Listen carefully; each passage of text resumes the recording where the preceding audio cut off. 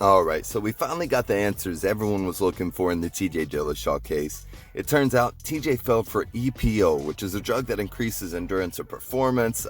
Basically, it makes your bone marrow produce more red blood cells and can only be taken by injection. So it's not really something where TJ can just claim tainted supplements and get away with it. I mean, this is serious stuff. Lance Armstrong drug type shit. And not only did this test come back positive for EPO, USADA went back and tested another sample from December 28th of last year, which also came back positive for EPO. So, even after this 2-year suspension USADA's given him, TJ's gonna have a lot of rebuilding to do. I mean, if he wants any chance of making even close to the amount of money he was making before all this, not to mention getting the fans back on his side will even be harder.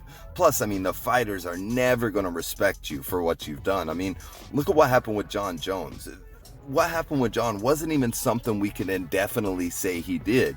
That's not the case with TJ. We can absolutely 100% without a doubt say that TJ Dillashaw stuck a needle in his arm to get an edge over his opponents. I mean, I don't know, man. This one's tough, right? Of course, we wish TJ the best, but how can you stick beside someone who seems to have shown a complete disrespect towards the sport of MMA?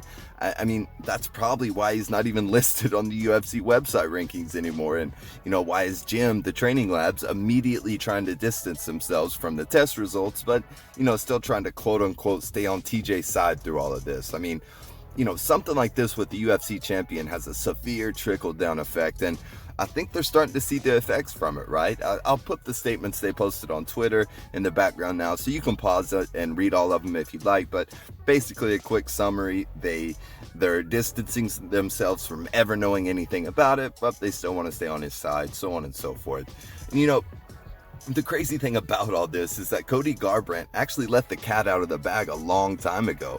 He posted on Twitter back in April of 2018 saying, must be all that EPO going to your head or something like that in a response to TJ. So, of course, after the 2 losses Cody Garbrandt had to TJ, he jumped all over this one, going on to say that, all of his losses are to guys who failed for PEDs and urging USADA to test all of TJ's samples for EPO, which, you really can't blame the guy for, right? I mean, Cody Garbrandt's always claimed to be a clean fighter, and we've never had any reasons to dispute that, so I'd be pissed too if it was my life's work to get the UFC belt, and I found out that someone that took that from me, that took everything I ever worked for, was cheating when they did it.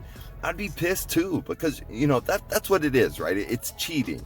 TJ had a secret endurance cheat code that no one else had, so, well, Cody Garbrandt anyway didn't have, so it's completely understandable for Cody to be pissed, in my opinion, and for every other fighter to be pissed.